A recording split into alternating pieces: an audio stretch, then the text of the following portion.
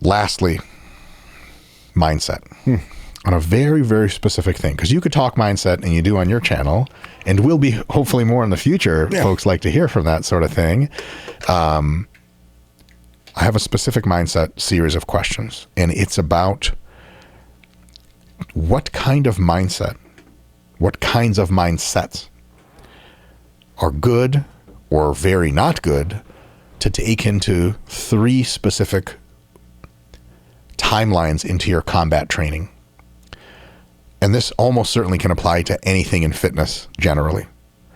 The mindset to take into just learning combat training, the mindset to take into, what do I have written down here? What's the best mindset for, okay, you know some basics. How do you practice and refine those skills? And then lastly, what's the mindset for, I already feel damn good at this. What is the mindset there that gets you to that next level versus getting complacent and you thought you were the shit, but you're really just like high key mediocre?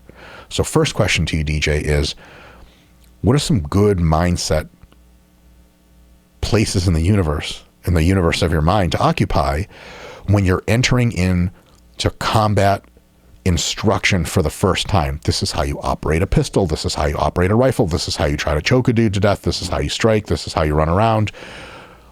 That scares the shit out of me. Every single movie I've ever seen about the military that starts with like drill or whatever, basic, I'm like, oh my God. And they're asking guys to like, remember what was on that wall at 3 p.m. And I'm like, oh, I would suck total dick at that.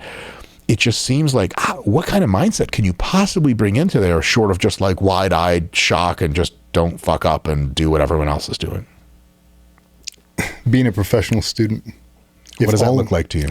If all you had to do in this world was to learn that information, how well could you do it?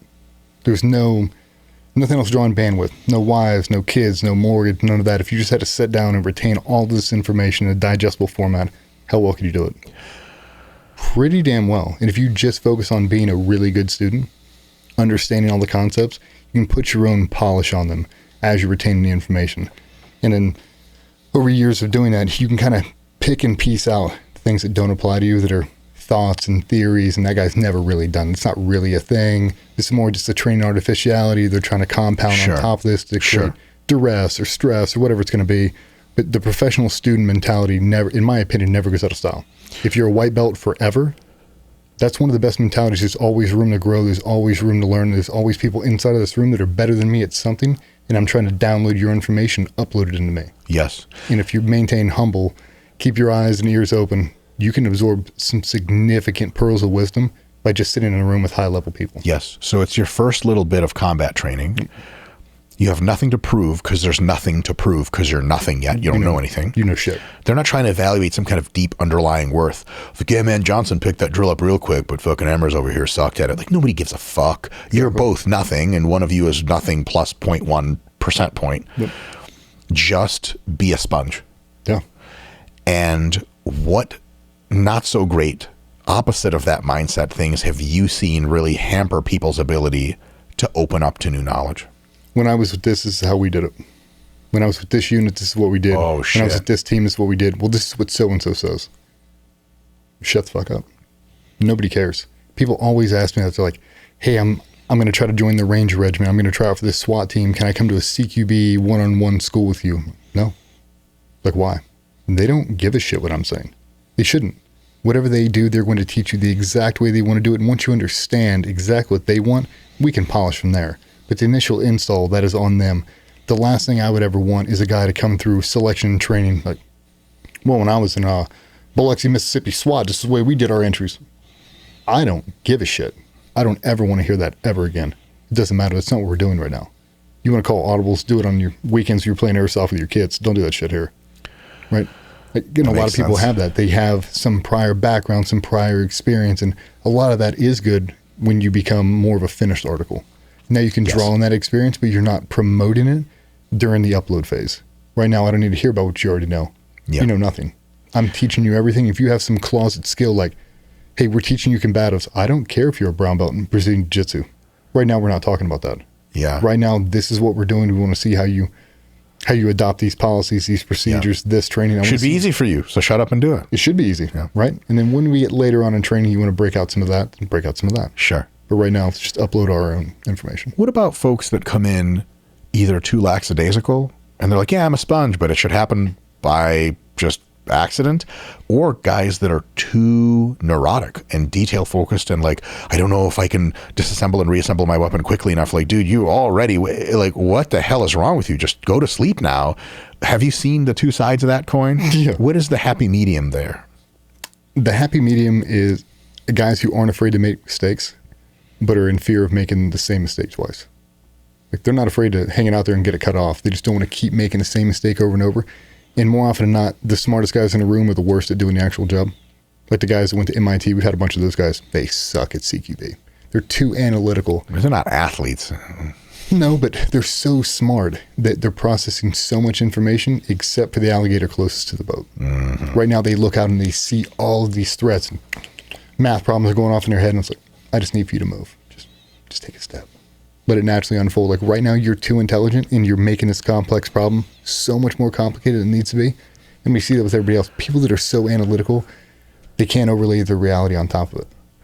Like all you see is black and white. Yes. So try to understand the real scope of the problem in front of you that's being presented to you in training. Understand that that's the whole scope. Execute against that problem set as well as you can. It's okay to make mistakes, learn from them. But don't try to predict second and third and fourth order problems and get super extra credit. That's something you'll be able to do when you're a fucking legit merc. And then you'll be like, oh, okay, I know all this front to back. But don't try to like over stress your cognitive mechanisms when you're first learning something. Be attentive, don't be lackadaisical, but don't try to be like, oh, I can figure out 2 steps ahead here and really impress the instructor. Like, he doesn't really want to be super impressed. He just wants you to do this thing well now. And then he'll progress you to the next thing. You get a lot of people try to jump the progression. Yes. See in skydiving a shit ton. Like, well, if I've got the money, I can buy fancy parachutes and I can do this and I can do that. You're skipping a progression, man. And the progression is there for your safety. It's for you to learn step by step by step. And not only to retain the information to build that rock solid foundation to be able to withstand all this pressure and all this duress we're going to put you under, but also it gives you the ability to go back to when you were brand new, encapsulate that information, and then transition it to somebody else. If you jump the entire progression, what to say that all the shit you learned as a white belt, you just skipped it. And you're like, I just want to see that black belt shit. Right? Like, yeah, we get that every now and again in jiu-jitsu. Yeah, black belts are just really good at white belt stuff, man. Exactly. But a lot of people don't see it like that. It's like, I want to see the secret playbook to where you guys are doing flying arm bars and omoplatas and all this. I want to see that right now. Like, bro, you can't get off the ground. No. Yeah. You can't even pass guard, basic guard. No. Yeah. But they want, because of funding, because of natural athleticism, whatever it is, they want to be able to jump the progression and hit the end state fastest. That's not how you get there. So patience for the process, one step at a time, is a big deal. Being obsessed over forcing yourself to adhere to the progression is, in my opinion, that's the secret sauce.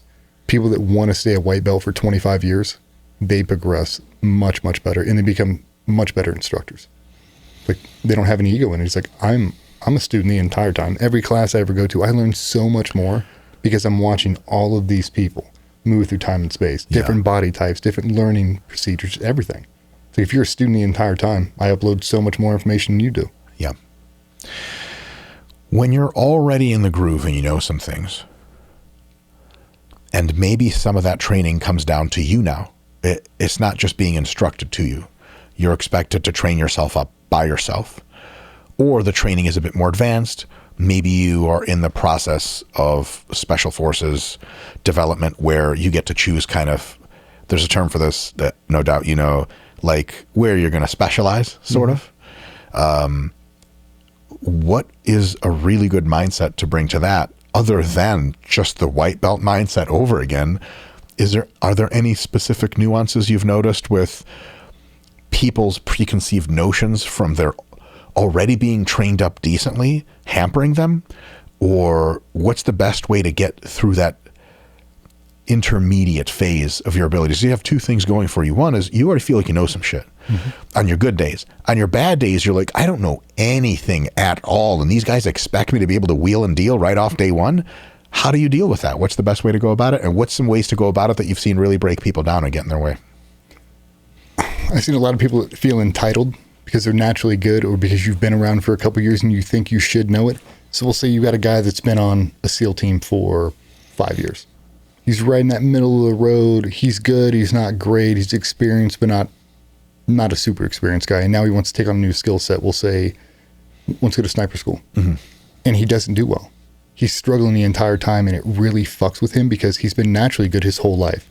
He was captain of the wrestling team. He banged the prom queen. He did this. He's had nothing but success his whole life. Made it through buds, one shot, never failed anything his whole life. And now he gets this one spot and he can't pass the 300 win mag test over and over and over. He's never had defeat in his whole life.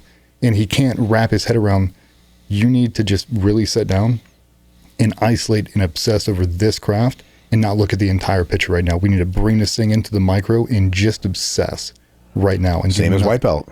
Exactly. Because that's all they know. There is no macro for them. Yeah.